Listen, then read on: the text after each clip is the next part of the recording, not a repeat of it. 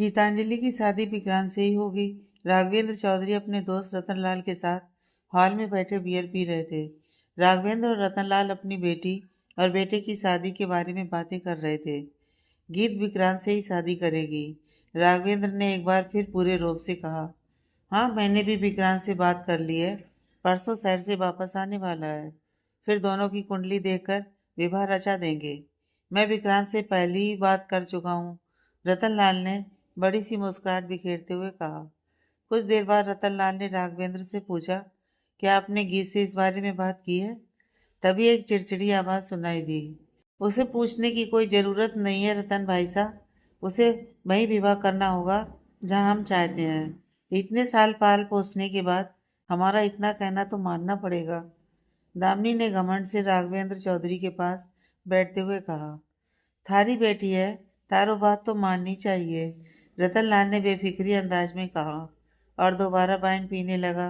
वहीं दूसरी तरफ चौधरी हवेली में एक तेज आवाज हवेली के अंदर गूंज रही थी। अगर थारे को हमारी संपत्ति में हिस्सा चाहिए तो हमारी बात माननी पड़ेगी। ओंकार सिंह चौहान ने अपने सामने खड़े 28 साल के नौजवान लड़के से कहा। ये क्या बात कर रहे हैं भाई साहब? एक ही तो बेटा है आपका। आपके बाद सब इसी के नाम होना है। मृत्युंजय चौहान, जो ओंकार चौहान का भाई था, उससे कहा। एक बेटा नहीं, एक बेटी भी है। हर बार मेरी बेटी को भूलने की आदत हो गई है आपकी भाई साहब, लीलावती देवी ने चिल्लाते हुए कहा। माफ करिएगा भाई साहब, परेशानी आपकी बेटी तो नहीं कहला सकती। उसका आपकी संपत्ति पर क्या अधिकार है? अहिल्या ने अपनी अदरक वाली चाय की चुस्की लेते हुए सामने खड़े ओंकार चौधरी से कहा। क्या मतलब है आपका काकी साहब? What you mean? इस घर में मेरा कोई हिस्सा नहीं, मेरा इस घर से कोई नाता नहीं, ईशानी ने अहिल्या पर चिल्लाते हुए कहा। शांत हो जाओ ईशानी। उनका वह कहने का मतलब नहीं था। वो सिर्फ यह कहना चाहती हैं कि तुम्हारा इस घर पर, इस चौहान की प्रॉपर्टी पर कोई लीगल हक नहीं है, और वो कुछ गलत नहीं कह रही हैं। युवराज ने उसे पलटकर जवाब दिया। तुम्हारा क्या मतलब है? हम माँ बेटी इस घर में सिर्फ प्रॉपर्टी के लिए पड़ी हैं? हमारा प्यार और अपनापन को तुम पैसों से तोलना चाह रहे हो? लीलावती ने नकली भावुकता दिखाकर पूछा। बस बस, तभी कर्तव्य की आवाज हॉल में गूंजी। अब इसके आगे एक भी शब्द कोई नहीं बोलेगा। मैं कुछ दिनों के लिए बाहर जा रहा हूँ। मेरा फोन बंद रहेगा, तो प्लीज कोई भी मुझसे कांटेक्ट करने की कोशिश ना करे। कर्तव्य चौहान ने अपनी तेज और सख्त आवाज में कहा, और बिना किसी की ओर देखे हॉल के बाहर निकल गया। चौधरी हवेली के लिविंग एरिया में दामिनी ने अपनी बेटी को नीचे आने के लिए बुलाया। मनीषा बेटा जल्दी आना, शादी के लिए अपनी पसंद के गहने चुन ले। सीढ़ियों से नीचे उतरती हुई मनीषा ने चिल्लाते हुए कहा। हाँ माँ, आ रही हूँ। तुम चिल्ला क्यों रही हो? बेटा पहले अपनी पसंद के गहने ले लो, फिर जाओ। फिर जो बचे कुचे गहने हैं तुम उस गीतांजलि को दे देना। ये सुनते ही मनीषा के चेहरे पर कड़वी मुस्कुराहट आ गई। वह खुशी से उछलते हुए बोली। ओह माँ, थैंक यू सो मच। आप सबसे अच्छी हैं, उसने कहा और जल्दी से उनके पास बैठकर अपनी पसंद की ज्वेलरी चुनी। माँ, मैंने यह सामान पहनने के लिए ले लिया है। बाकी जो बचे हैं ये मैं उस मनुष्य गीतांजलि को दे दूंगी, मनीषा ने कहा। हाँ, जा दे दे उसे। तब तक मैं तेरी ये गहने संभाल कर रखती हूँ। दामिनी ने मुस्कुराकर उसे जाने को कहा। गीतांजलि के कमरे में सीढ़ियों पर चढ़ते हुए मनीषा ने पूछा। वैसे माँ, शादी की डेट क्या है? क्या मालूम, वह तो कल उनका बेटा बताएगा, तो पंडित जी से शादी की डेट फिक्स करवाएंगे। दामिनी ने उन गहनों को उनके बॉक्स में रखते हुए कहा। फिर ये सब सामान? इन दोनों की शादी बचपन में ही हो गई थी। अब सिर्फ तारीख तय होना बाकी है। तो अब से तैयारी शुरू कर रहे हैं, क्योंकि जो भी नज़दीक डेट होगी वही फिक्स करेंगे। फिर बाद में अगर ये शादी करने के लिए मना कर देगी तो हमारा बनता काम बिगड़ जाएगा। वही गीतांजलि के रूम में गीतांजलि खिड़की के पास अपना चश्मा पहने बैठी थी और अपनी कोई नॉवेल पढ़ रही थी। तभी मनीषा अचानक उसके कमरे में घुस आई और बोली। अरे बहन, ये सब तुम्हारे लिए है। उसने उन गहनों को उसके बेड पर फेंकते हुए कहा। उसने गहने कचरे की तरह फेंके थे। मेरे लिए? पर क्यों? गीतांजलि ने कंफ्यूज होकर पूछा। क्या चल रहा है ये सब? उसे अभी भी कुछ समझ नहीं आया था। ये लो, ये सारा सामान तुम्हारे लिए ही है और इस महारानी को कोई खबर ही नहीं है। मनीषा ने उसे देखकर मुंह सिकोड़ते हुए कहा। मैं समझी नहीं, गीतांजलि ने मासूमियत से पूछा। मनीषा उसे मन ही मन गालियां देते हुए फिर मुस्कुराकर बोली, तुम्हारी शादी के गहने हैं ये, कल तक कपड़े भी आ जाएंगे। रतनलाल चाचा का बेटा विक्रांत सिंह है ना, वह तुम्हारा होने वाला हस्बैंड है। उसने बहुत ही ड्रामा करते हुए कहा। विक्रांत सिंह से आपकी शादी होने वाली है? मेरी शादी कब? गीतांजलि ने अपनी आंखें बड़ी करते हुए पूछा। कब तो बिल्कुल नहीं मालूम, पर जितनी जल्दी हो सके वो कर देंगे। ओहो, गीतांजलि ने अफसोस से कहा। वैसे दिखता कैसा है तुम्हारा होने वाला पति? कभी देखा नहीं। गीतांजलि एक नज़र खिड़की के बाहर देखते हुए, सालों हो गए उसे देखे हुए। उसने मुझे कभी कोई लेटर भी नहीं लिखा। अब मैं सिर्फ दूसरों से ही उसके बारे में सुनती आई हूँ। अब मुझे भी उससे मिलने का इंतजार है, लेकिन दुख मुझे इस बात का है कि वह मुझे कभी मिलने ही नहीं आया। मतलब क्या? तुम मुझसे कभी अकेले में मिली हो या उससे बात की है? नहीं, कभी नहीं। न मैंने उसे देखा, न मैंने उससे बात की है। बचपन की और बात थी। गीतांजलि ने अपने निचले होंठ को काटते हुए कहा। अच्छा, वैसे आपके साथ सूट ही करेंगे, मनीषा ने टेढ़ा मुंह बनाकर कहा और अपने कमरे में चली गई। गीतांजलि मुस्कुराई जब उसकी नज़र उस नावल के पेज पर पड़ी जो अभी वह पढ़ रही थी। रोमांटिक नावल सिद्दत, एक अनोखी प्रेम कहानी। वह मनी मन उदासी से मुस्कुराई। मेरी जिंदगी में ऐसा कोई नहीं है। बचपन में ही पिताजी ने शादी उससे तय कर दी थी, वही चौहान हवेली में, कर्तव्य के रूम में। कर्तव्य अभी एक टूर के लिए जाने वाला था, जिसकी मैं पैकिंग कर रहा था। क्या मैं आपकी मदद कर सकती हूँ? किसानी ने सेक्सुअल अंदाज में अपना हाथ उसके सीने पर रखते हुए कहा। No thanks. कर्तव्य ने उसका हाथ पकड़कर अपने सीने से हटाया और दोबारा काम करने लगा। देखो कर्तव्य, मैं देख सकती हूँ कि तुम मेरी मदद चाहते हो। मुझे तुम्हारी मदद करने दो। ईशानी ने कर्तव्य के कान के पास फुसफुसाते हुए कहा। कर्तव्य बहुत मुश्किल से अपना गुस्सा कंट्रोल करते हुए बोला। ईशानी, मैं ये सब बर्दाश्त करने के मूड में नहीं हूँ। प्लीज यहाँ से चली जाओ। आखिर कब तक तुम मुझे इग्नोर करोगे? मुझे भी तो पता है कि तुम मेरे लिए क्या महसूस करते हो। फिर तुम्हें कौन रोक रहा है? ईशानी ने उसके नजदीक आते हुए पूछा। तुम्हारा यह बदसूरत चेहरा मुझे बिल्कुल पसंद नहीं है। तुम्हारे पास सिर्फ ऊपरी सुंदरता है, अंदर नहीं। इसलिए बेहतर होगा कि तुम मेरे रास्ते से हट जाओ। कर्तव्य ने बेहद ठंडी आवाज के साथ कहा। ईशानी तिरछा मुस्कुराते हुए, ओह अच्छा, इनर ब्यूटी। तुमने अभी तक मेरी इनर ब्यूटी देखी नहीं है। एक बार देखने की इच्छा तो करो, फिर देखना क्या क्या ब्यूटी दिखाती हूँ मैं तुम्हें। ईशानी ने अपने दिमाग में घटिया इमेजिन करते हुए कर्तव्य से बोला। कर्तव्य ने उसे एक हाथ से धक्का देकर अपने से दूर करते हुए कहा, गो टू हेल, और अपना बैग उठाकर रूम से बाहर निकल गया। गीतांजलि आईने के सामने बैठी थी। वह उस समय बहुत खूबसूरत लग रही थी। इसमें कोई शक नहीं था कि उसकी खूबसूरती उसकी माँ पर गई थी। वह अपनी माँ की सेम टू सेम कापी लगती थी, लेकिन उस समय उसके चेहरे पर कोई खुशी नहीं थी। वह अपने बचपन के दोस्त और अपने होने वाले पति से मिलने के लिए उत्साहित नहीं थी। गीतांजलि, बड़ी मालकिन आपको नीचे बुला रही है, एक मेट ने आकर उसे निहारते हुए कहा। गीतांजलि ने एक नज़र आईने में अपने आप को देखा, फिर कमरे से बाहर निकल गई। जैसे ही वह नीचे गई, वहां दोनों परिवार बैठे थे। गीतांजलि ने पहले सभी बड़ों के पैर छुए और फिर उन्हें चाय नाश्ता देकर अपनी सौतेली माँ दामिनी और सौतेली बहन मनीषा के पास जाकर बैठ गई। तेरे पास ये एक ही कपड़ा है, हमेशा यही पहन कर आ जाती है, दामिनी ने उसे खुन्नस भरी आवाज से कहा। ओ मॉम, इस पर कोई और कपड़ा सूट भी तो नहीं करता। ये थोड़ी ना मेरी जैसी है कि जो भी पहन ले उसी में निखार आ जाए। मनीषा ने गीतांजलि को पॉइंट करके अपनी माँ से कहा। गीतांजलि, विक्रांत तुमसे कुछ बात करना चाहता है, तुम उसे पीछे बगीचे में क्यों नहीं ले जाती? उसके पिता राघवेंद्र चौधरी ने अपनी सख्त आवाज में कहा।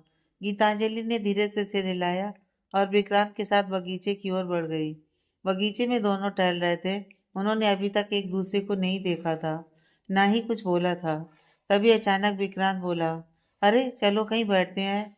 जी, गीतांजलि ने छोटा सा दो टूक जवाब दिया और बगीचे में रखी सुंदर सी चेयर पर जाकर बैठ गए। सुनो गीतांजलि, मैं बहुत सीधे सीधे बात करने वाला आदमी हूँ। मुझे सच में तुम पसंद नहीं हो। मैं इतने सालों से शहर में रह रहा हूँ। मेरे दोस्त आज की जनरेशन के हैं, आज के स्टाइल्स के हैं, और तुमको देखा, तुम कितनी शर्मीली और संस्कारी हो। मैं तुम्हें उनसे कैसे मिलवाऊंगा? विक्रांत ने निराशा और हल्के गुस्से से कहा। गीतांजलि, जो अपना चेहरा नीचे किए बैठी थी, हैरानगी से अपना चेहरा घुमाकर विक्रांत को देखने लगी। कभी कभी ये ब्यूटी और लुक्स भी काम नहीं आते। It's all about your brand, outlook, modern behaviour, जो लोगों को तुम्हारी तरफ खींचता है।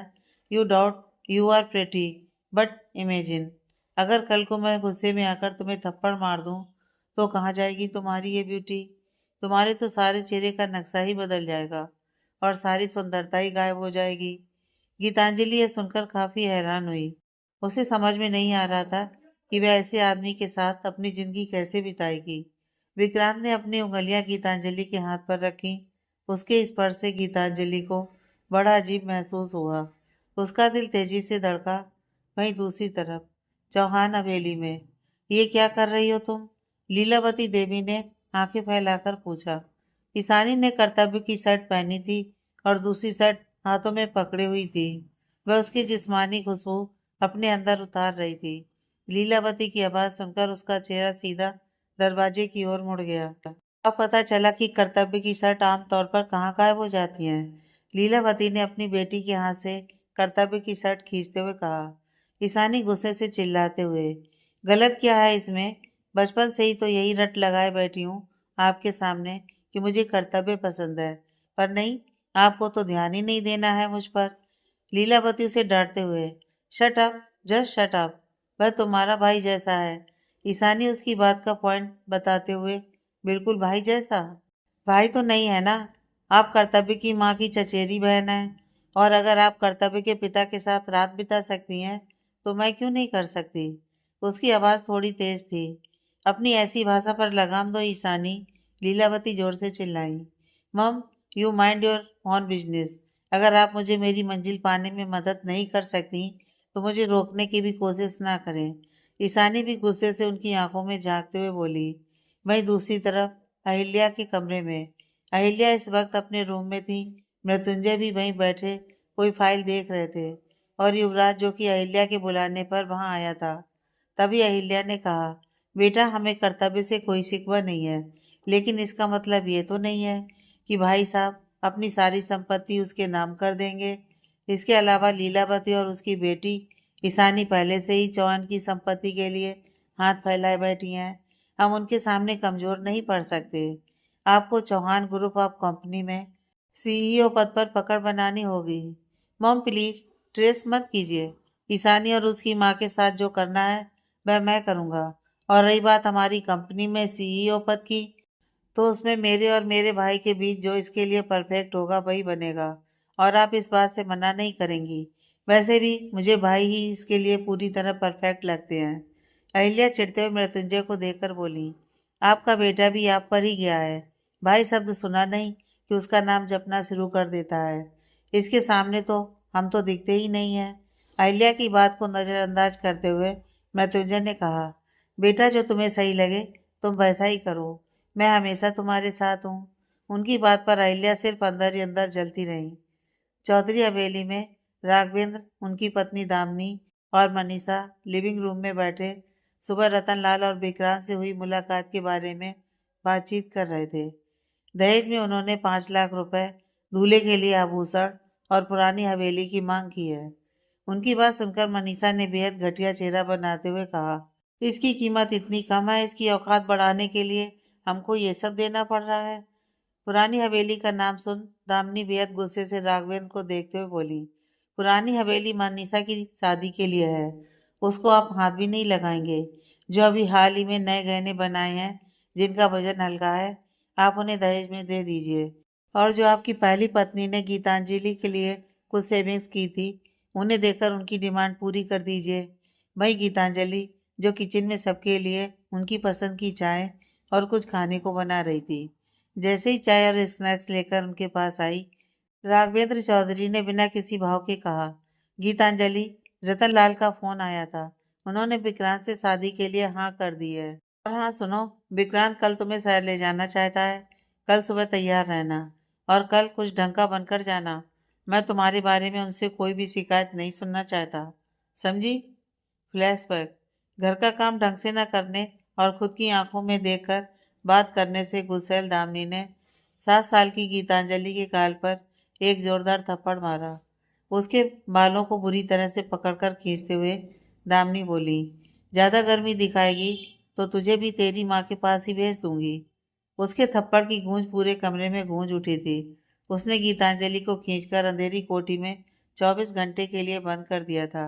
वह उसे बचपन से ही डरा धमकाकर अपने हिसाब से चलाना चाहती थी और वह इसमें कामयाब भी हुई, जिस कारण गीतांजलि को 7 साल की उम्र से ही नेक्टोफोबिया की बीमारी हो गई। अपने बचपन को याद कर गीतांजलि की आंखों से आंसू निकलने लगे। उसने उसके बाद कभी भी दामिनी से आंखें मिलाने की हिम्मत नहीं की थी। वह दिन उसके लिए एक बुरे सपने की तरह था। उसके बाद गीतांजलि को अपनी सौतेली माँ को माँ कहने के लिए सख्त मनाही हो गई। वह उनको बड़ी मालकिन या बहू रानी सा ही कहने लगी। दामिनी ने खुद उसको बेल्टों से मार मार कर यह सब कहने को कहा था।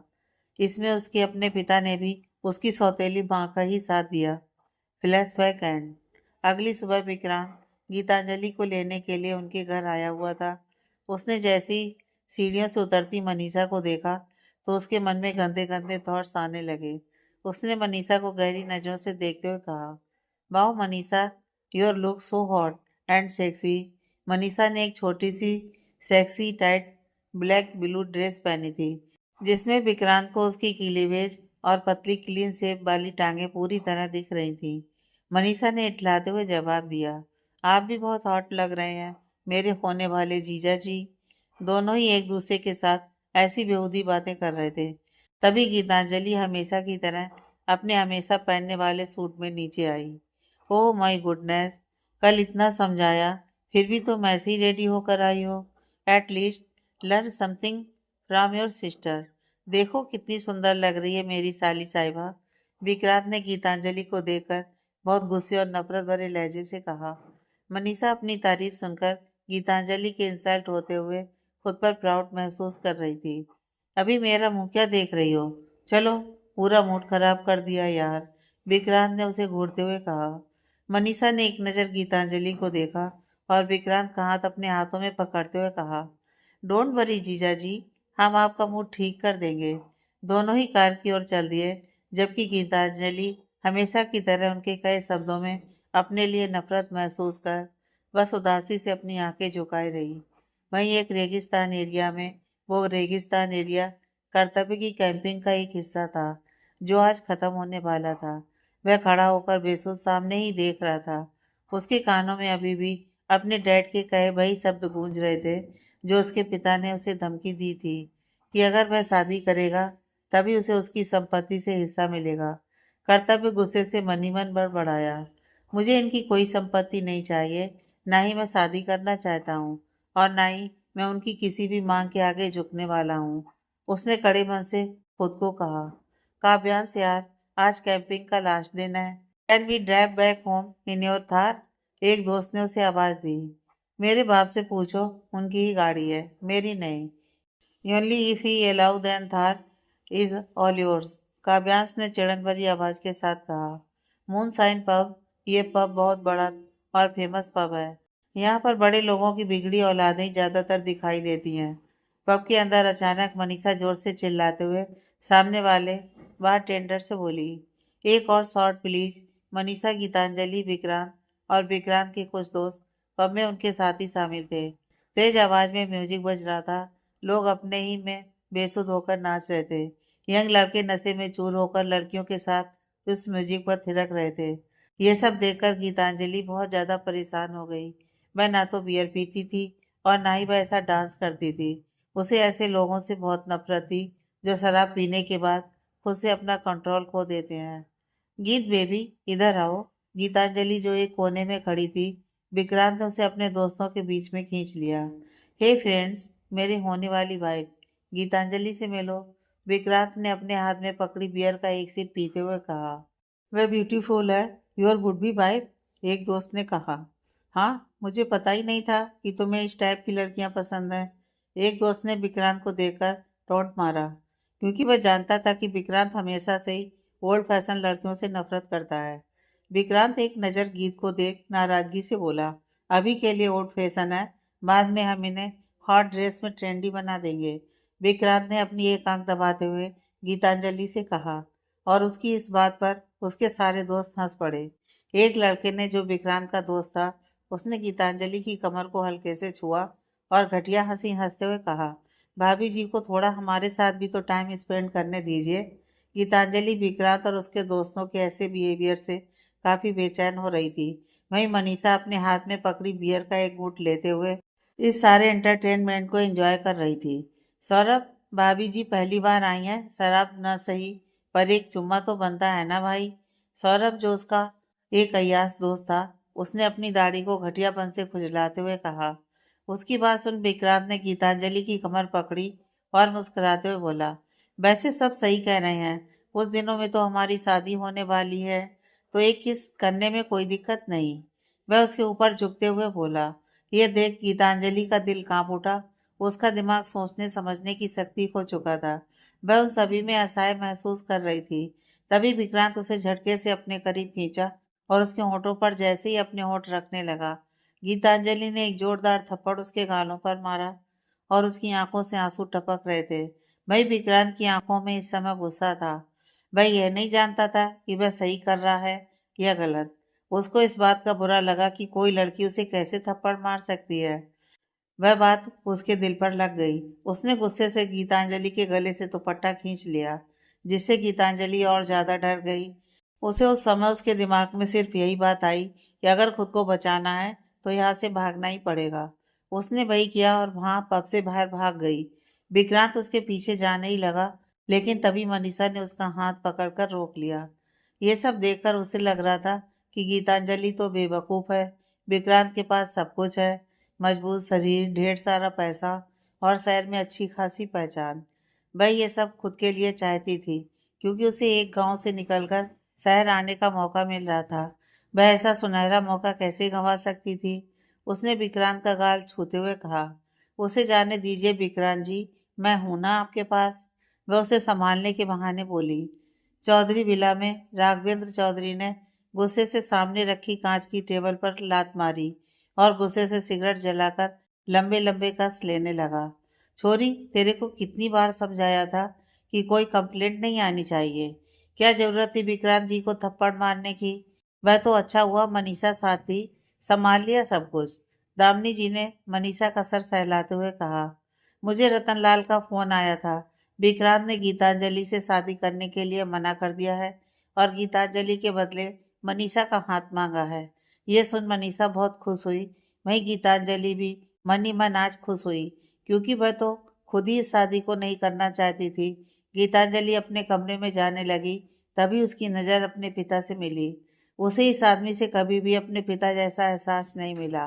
पब में उसके साथ इतना बुरा व्यवहार हुआ, लेकिन इस बात की शिकायत भी वह अपने पिता से नहीं कर सकती थी, क्योंकि वह जानती थी आखिरकार सारा इल्जाम उस पर लगाया जाएगा और उसे ही सजा दी जाएगी। अपने कमरे में कदम रखते ही वह पुराने दिनों में आ गई। फ्लैशबैक। बचपन से ही गीतांजलि को खाने का बहुत शौक था। गर्मियों के दिन थे। लॉन में बैठकर वह मिट्टी के बर्तन बनाने की कला सीख रही थी। जैसे ही उसने आइसक्रीम बेचने वाले की आवाज़ सुनी, उसके मुंह में पानी आ गया। वह उस आइसक्रीम की दुकान के बाहर खड़े देख उसके खट्टे मीठे स्वाद के बारे में सोच सोचकर बेहद खुश हुई। वह जल्दी से घर भागी और अपनी सौतेली माँ से 10 रुपए मांगे, जो मिरर के सामने बैठी अपने चेहरे का मेकअप करने में बिजी थी। गीतांजलि ने बहुत नरमी से उनके सामने हाथ जोड़कर पैसे मांगे, लेकिन दामिनी ने उसकी बात को पूरी तरह अनसुना कर दिया। फ्रिज में बर्फ होगी, उस पर नमक डालकर खा ले। 10 रुपए बर्बाद करने की कोई जरूरत नहीं है, दामिनी ने उसे डांटते हुए कहा। गीतांजलि वहां से उदास होकर बाहर निकल आई। तभी उसके दिमाग में एक आइडिया आया, क्योंकि वह फेरी वाला उनकी गली से जाने वाला था। गुल्लक। गुल्लक, हाँ मेरी गुल्लक। मैंने उसमें कुछ सिक्के डाले हैं, अब मैं उसका इस्तेमाल कर सकती हूँ। ये सोचते ही वह जल्दी से किचन में भागी। उसकी गुल्लक फ्रिज के ऊपर रखी थी। गीतांजलि की लंबाई फ्रिज के मुकाबले काफी छोटी थी। फ्रिज के पास कोई कुर्सी या स्टूल भी नहीं रखा हुआ था, जिससे कि वह उसका इस्तेमाल कर सके। वह फ्रिज के कोने पर चढ़कर गुल्लक को नीचे उतारने की कोशिश कर रही थी। तभी फ्रिज का दरवाजा खुला।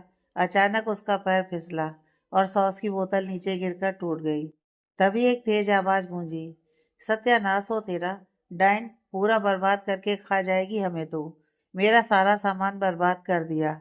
वो पता नहीं उसे कैसे कैसे नामों से बुला रही थी। गीतांजलि की आइसक्रीम खाने की इच्छा ये सुनते ही मर गई। उसकी सौतेली माँ उस पर बहुत ज्यादा गुस्सा हो रही थी। उन्होंने गीतांजलि की गर्दन पकड़कर चूल्हे के पास खींच लिया और गरम गरम करछी उसके जबड़े के पास लाकर चिल्लाते हुए बोली, बाहर निकाल अपनी इस जुबान को, आज तेरी सारी खाने की लालच ही पूरी कर दूंगी। दामिनी बेहद गुस्से से बोली। यह सुनकर गीतांजलि सचमुच डर गई। उसका दिल डर से बेतहासा धड़क रहा था। उसे पता था उसकी सौतेली माँ उसके साथ कैसा और कितना बुरा बर्ताव कर सकती है। वह इतना डर चुकी थी कि उसका खुद पर कंट्रोल ही नहीं हो पा रहा था। उसने अपने होठों को आपस में भींच रखा था। दामिनी ने गीतांजलि को जोर से धक्का दिया जिससे वह जमीन पर गिर गई। दामिनी बेहद गुस्से से अपने हाथ में पकड़ी हुई गुल्लक को गीतांजलि के चेहरे पर पटक दिया, जिससे गीतांजलि बुरी तरह डर गई और उसके चेहरे पर छोटे छोटे घाव हो गए। रात के खाने के समय जब उसके पिता आए, उन्होंने गीतांजलि के चेहरे पर चोटों के निशान देखे, लेकिन उन्होंने इस बात को पूरी तरह इग्नोर कर दिया और उल्टा गीतांजलि को सही से बिहेव करने की चेतावनी दी। उस दिन से गीतांजलि को पता चल गया कि वह यहाँ अकेली है। उसे पता था कि भले ही उसकी सौतेली माँ उसे जान से मार दे, लेकिन दामिनी से सवाल पूछने वाला कोई नहीं है। लोग कहते हैं कि गीतांजलि शर्मीली है, लेकिन क्या वह वाकई में शर्मीली है? नहीं, वह उनसे डर के कारण हमेशा चुप और डरी हुई रहती है। उसे अब अकेला रहना ही पसंद था। Flashback and. अगली सुबह, राघवेंद्र भाई साहब, हमें एक सुंदर और सुशील लड़की चाहिए हमारे कर्तव्य के लिए। अहिल्या सिंह चौहान ने अपने भाई राघवेंद्र चौधरी से कर्तव्य के रिश्ते की बात करते हुए कहा। बहन जी, आप बिल्कुल चिंता न करें। मैं आपको विश्वास दिलाता हूँ कि गीतांजलि कर्तव्य के लिए बिल्कुल सही है। राघवेंद्र ने उन्हें यकीन दिलाया, लेकिन मृत्युंजय चौहान ने कहा, मुझे अभी संदेह है कि क्या कर्तव्य गीतांजलि के लिए सही है। जिससे अहिल्या झल्ला उठी और मनी मन मृत्युंजय को कोसने लगी। दामिनी मृत्युंजय को मक्खन लगाते हुए, ऐसा मत कहिए मृत्युंजय भाई साहब, कर्तव्य सिंह अच्छा कमाते हैं, बिलियनियर हैं, घर गाड़ी पैसा शोहरत सब है उनके पास। गीतांजलि को इससे ज्यादा और क्या जरूरत हो सकती है? दामिनी ने चापलूसी करते हुए कहा। दौलत और शोहरत से भी ज्यादा प्यार की जरूरत होती है। गीतांजलि को देखे भाभी साहब, हम आप दोनों से कुछ छुपाना नहीं चाहते। कर्तव्य के स्वभाव को सहन करना सबके बस की बात नहीं है। गीतांजलि से मैं एक बार खुद बात करना चाहूंगा इस बारे में, क्योंकि आखिर सारी जिंदगी तो उसे ही उसके साथ बितानी है ना। ठीक है फिर चौहान जी, आज शाम को अगर आप फ्री हैं तो बात आगे बढ़ाते हैं। गीतांजलि से बात करने के बाद राघवेंद्र ने उनके आगे हाथ जोड़ते हुए कहा, हाँ यह सही रहेगा, शाम को मिलता हूँ। मृत्युंजय ने हल्के से मुस्कुराते हुए कहा। वहां से बाहर आते ही अहिल्या मृत्युंजय पर चिल्ला उठी, आपने ऐसा क्यों किया? ये लोग तो अच्छे खासे हाँ कर रहे हैं रिश्ते के लिए, फिर गीतांजलि से बात करने की क्या जरूरत थी? वैसे भी तो हाँ ही कह देगी जब उसकी माँ उसे हमारे दौलत और शौहरत के बारे में डिटेल में बताएंगी। मृत्युंजय गुस्से से उसे घूरते हुए बोला, मैंने ऐसा क्यों किया ये मुझे एटलीस्ट तुम्हें बताने की बिल्कुल भी जरूरत नहीं है। और रही बात गीतांजलि की, तो वह वैसी नहीं है जैसे तुम सोचती हो। एक बार उससे मिल लोगी ना, मन मोह लेगी वह तुम्हारा। मृत्युंजय ने एक टेढ़ी मुस्कुराहट करते हुए कहा। चौधरी हवेली में, रमा जाओ, गीतांजलि को बोलो कि मालकिन उसे नीचे बुला रही हैं। दामिनी ने अपनी मेड रमा को ऑर्डर दिया। कुछ ही मिनट में गीतांजलि नीचे आई, क्योंकि वह जानती थी कि बुलाने के तुरंत बाद न आने पर उसे क्या क्या सजा मिल सकती है। जी बहू रानी साहब, आपने बुलाया? गीतांजलि ने बहुत ही नरम आवाज में पूछा। आज शाम को चौहान भाई साहब घर आ रहे हैं, उनके भतीजे का रिश्ता लेकर। जो गड़बड़ रतनलाल भाई साहब के बेटे के साथ किया, वह इस बार दोहराना नहीं है। हम पर रहम खाओ और जल्दी से जल्दी अपनी पनौती और अपना ये गंदा साया हमारे घर से दूर करो और यहाँ से चली जाओ। दामिनी ने बेहद नफरत भरी आवाज में कहा। गीतांजलि, मृत्युंजय चौहान कुछ भी कहें, तुम्हारा जवाब हाँ होना चाहिए। उनके पास अच्छी प्रॉपर्टी, अच्छा बिजनेस और अच्छी पहचान है। तुम्हें इस बार कोई भी गड़बड़ नहीं करनी है। राघवेंद्र चौधरी ने उसे ऑर्डर देते हुए कहा। फिर आगे बोले, वैसे भी तुम्हारी शादी हुई तो कुछ फायदा हमें भी हो जाएगा उनके साथ काम करने का। चलो, एटलीस्ट कोई तो तुम्हें अपने घर की बहू बनाना चाहता है। दामिनी ने एक बार फिर नफरत से तंज कसा। अपने आंसुओं को कंट्रोल करते हुए गीतांजलि ने एक कठपुतली की तरह सिर हिलाया। सालों से अपने पिता की ऐसी कड़वी बातें सुनने की वह आदी हो चुकी थी। शाम के समय मृत्युंजय चौहान चौधरी हवेली के गार्डन में गीतांजलि के पास बैठे थे। बेटा, क्या तुम अपने निर्णय के प्रति पूरी तरह हाँ हो? मृत्युंजय ने बेहद प्यार और अपनेपन से पूछा। गीतांजलि ने धीरे से जी में उत्तर दिया। कर्तव्य एक बहुत ही डेंजरस लड़का है। वह बहुत ही जिद्दी और अपनी बात मनवाने वालों में से है। वह घर के बाहर एकदम जेंटलमैन और घर के अंदर एक बीस्टी की तरह बिहेव करता है। मृत्युंजय ने बहुत सीरियस होकर कहा। बचपन से ही इस बीस्टली कलर के साथ रहकर मुझे सालों का एक्सपीरियंस है कि वह कैसा लड़का है। गीतांजलि, कर्तव्य को संभालना मुश्किल है और उसे समझ पाना बहुत ज़्यादा मुश्किल है। मैं उसे तुम्हारे सामने बड़ा पोर्ट्रेट नहीं कर रहा हूँ। भाई साहब और मुझे, हम दोनों को तुम पसंद हो, पर हम एक बार तुम्हारे ऑप्शन भी जानना चाहते हैं। मृत्युंजय ने उसके सिर पर हाथ रखते हुए कहा। मेरी तरफ से हाँ है, गीतांजलि ने बहुत ही रिस्पेक्टफुली कहा। मुझे ये जानकर बेहद खुशी हुई कि तुम्हारा जवाब पॉजिटिव ही आया। आई मीन कि तुम्हें खुद पर विश्वास है कि तुम ये डील कर लोगी, कर्तव्य के साथ पूरी लाइफ टाइम, या फिर कुछ और। मैं तो बस एक कठपुतली हूँ जिसकी डोर घर के अंदर बैठे दो लोग अपने मन की इच्छा के अनुसार खींच रहे हैं, और कठपुतली होने के नाते मैं उनके अनुसार ही प्रतिक्रिया करती हूँ। गीतांजलि ने उदास होकर कहा। मैं तुझे जानता था कि गीतांजलि के साथ उसके घरवाले कैसे बर्ताव करते हैं। अभी भी उसके गालों पर उंगलियों के निशान दिखाई दे रहे थे। इसलिए उसने गीतांजलि को इस नरक से निकालने का यह रास्ता चुना था। गीतांजलि और मृत्युंजय कुछ देर बातें करने के बाद घर के अंदर चले गए। गीतांजलि ने देखा दामिनी बेहद गुस्से में थी। उसके गुस्से की वजह गीतांजलि ही थी। चौधरी जी, गीतांजलि की हाँ है शादी के लिए। दोनों की कुंडली मिलवा चुके हैं और पंडित जी ने डेट्स भी बता दिए हैं। सारे अरेंजमेंट चौहान फैमिली करेगी। आप लोगों को कुछ नहीं करना है, बस वेन्यू पर पहुंच जाना है। और हाँ, कोशिश करना कि गीतांजलि के चेहरे पर या शरीर पर कोई निशान ना आए, वरना भाई साहब का गुस्सा तो आप जानते ही हैं। मृत्युंजय ने इस बार दामिनी और राघवेंद्र चौधरी को वार्निंग देते हुए कहा। चौहान हवेली।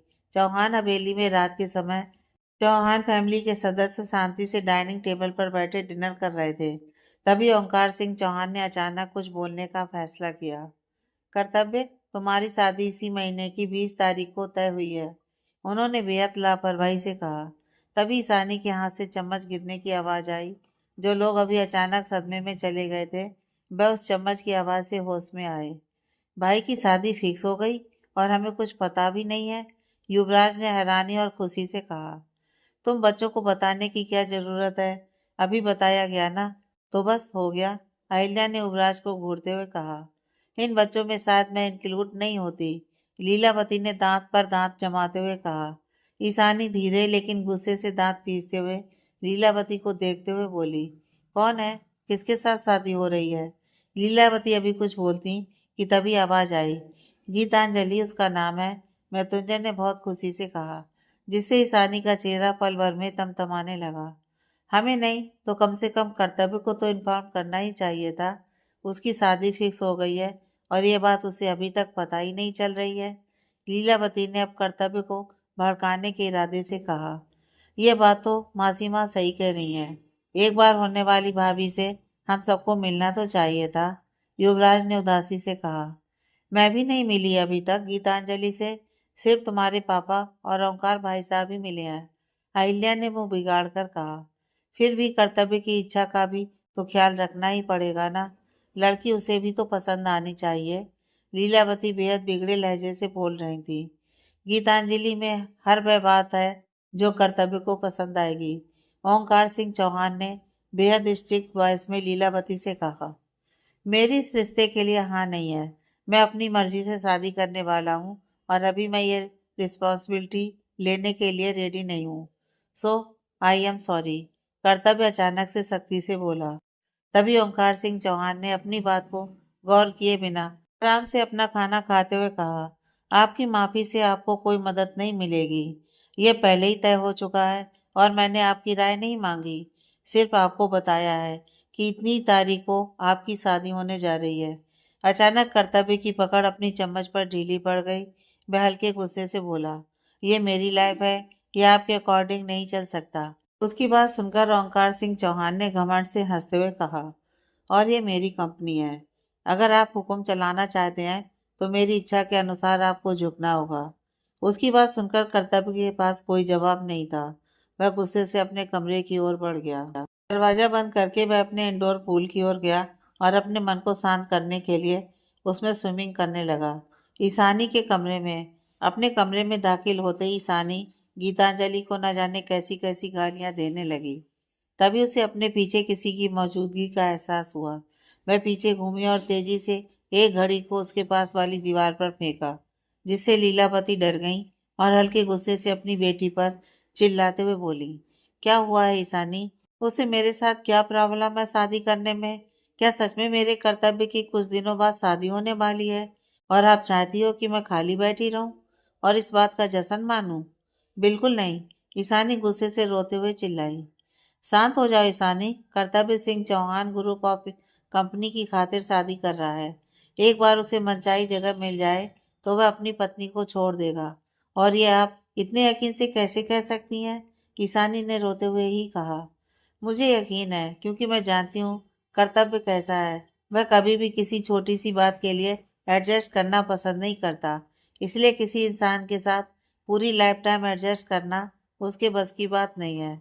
लीलावती ने बहुत घटियापन से हंसते हुए कहा, और वैसे भी अगर ऐसा हुआ तो हम तो हैं ही ना, उन्हें अलग करवा ही देंगे।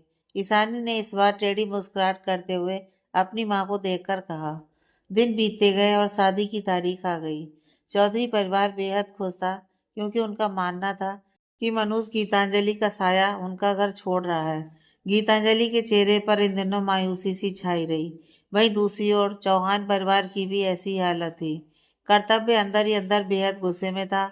उसने आज शेरवानी पहनी थी जिसमें वह बहुत ही हैंडसम दिख रहा था। ओंकार, मृत्युंजय और युवराज अपने परिवार में नए सदस्य के स्वागत के लिए खुश और एक्साइटेड थे। अहिल्या भी गीतांजलि से मिलने के लिए बहुत एक्साइटेड थी। उसने जब से मृत्युंजय से गीतांजलि के बारे में सुना था, उसका मन भी उसकी तरफ खिंचा जा रहा था, लेकिन मैं ऊपर से एकदम सामान्य व्यवहार कर रही थी। ईशानी बेहद गुस्से में थी। वह गुस्से से लीलावती को देख रही थी, जो सामने ओंकार और चौहान परिवार के सदस्यों को खुश होते हुए देख दांत पीस रही थी। वे गीतांजलि को हर एक सुख सुविधा दे रहे थे, जिसका सपना उसने कभी अपनी बेटी ईशानी के लिए देखा था। कर्तव्य उस शेरवानी में बहुत ज्यादा स्मार्ट दिख रहा था। हर किसी की नजर सिर्फ कर्तव्य पर ही टिकी थी, जो बिना किसी भाव के पवित्र अग्नि के सामने बैठा इस विवाह के समाप्त होने का इंतजार कर रहा था, क्योंकि वह बहुत ज्यादा चिड़चिड़ा दिखाई दे रहा था। वहीं दूसरी ओर एक कमरे में गीतांजलि दुल्हन के जोड़े में तैयार थी। इस समय उसके चेहरे पर उदासी दिखाई दे रही थी। अचानक उसके दिमाग में कुछ आया। उसने जल्दी से अपनी लकड़ी की छोटी सी अलमारी से एक आधी जल चुकी तस्वीर निकाली। उसने वहां रखे टेबल पर बैठकर एक छोटा सा पत्र लिखा। प्यारी माँ, कुछ ही मिनटों में मैं अपना जीवन किसी और के नाम करने जा रही हूँ।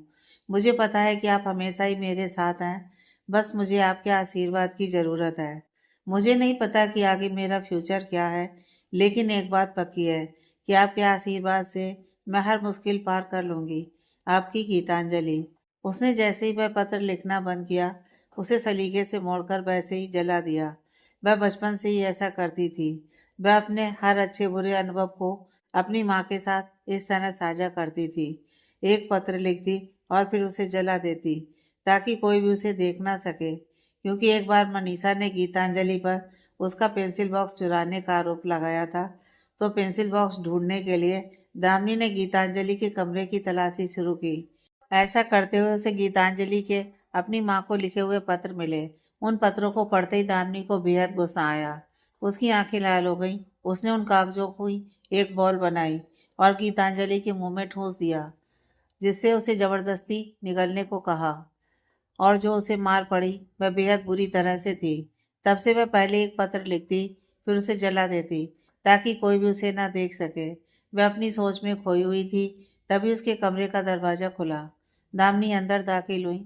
उसने जैसे ही गीतांजलि को शादी के जोड़े में देखा तो उसकी आंखें बाहर आ गईं। वह गीतांजलि की सुंदरता से इतनी ज्यादा नफरत कर रही थी कि यह उसके चेहरे पर अच्छी तरह दिख रहा था। वह उसे देखकर बेहद गुस्से और नफरत से बोली, इतनी भी खूबसूरत नहीं हो तुम कि सब तुम्हारा चेहरा देखना पसंद करेंगे। अच्छा यही होगा अगर तुम इसे ढक लो। गीतांजलि ने कुछ नहीं कहा। वह चुपचाप सिर हिलाते हुए अपना चेहरा घूंघट से ढक लिया। अब चलो, कब से नीचे बुला रहे हैं पंडित जी। तभी मनीषा दामिनी की दूसरी तरफ से निकल कर आई। उसने जैसे ही गीतांजलि को देखा उसकी आंखों में भी गुस्सा दिखाई देने लगा। कुछ मिनट बाद गीतांजलि को जहाँ मंडप सजा था वहां पर लाया गया। सभी लोग एक्साइटेड होकर गीतांजलि को देख रहे थे, लेकिन कर्तव्य की निगाहें सिर्फ जलती हुई अग्नि पर थीं।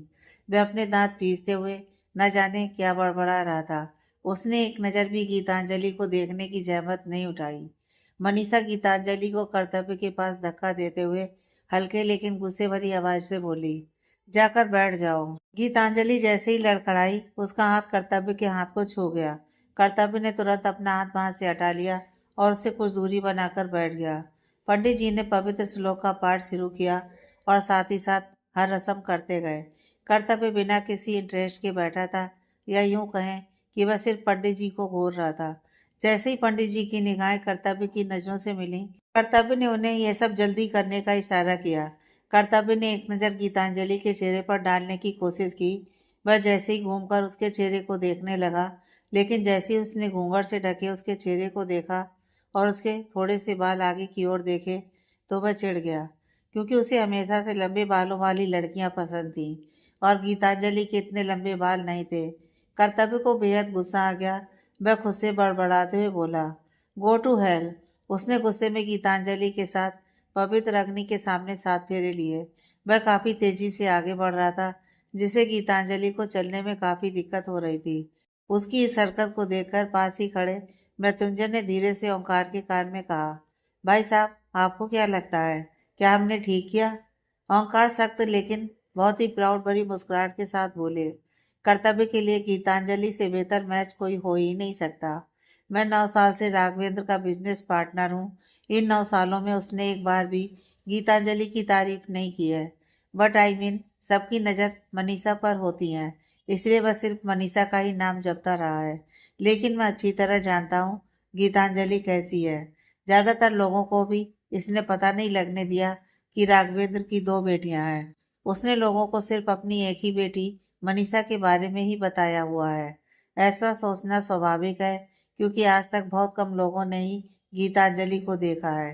राघवेंद्र गीतांजलि को हमेशा घर में ही बंद करके रखता था, क्योंकि आए दिन दामिनी उसे कुछ न कुछ कहते हुए बुरी तरह मारती थी, जिससे गीतांजलि के शरीर पर अनेकों निशान बन जाते थे।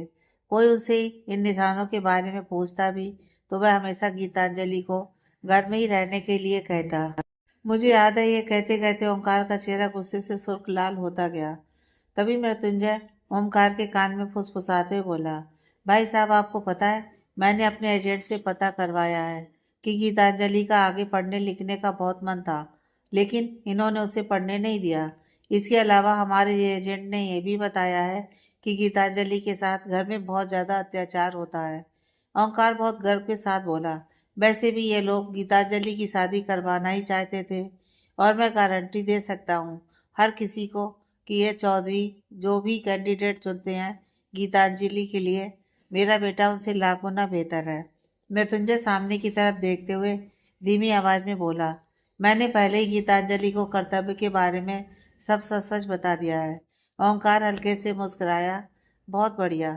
तभी पंडित जी की आवाज सुनाई दी, दुल्हन की मांग में सिंदूर भरिए।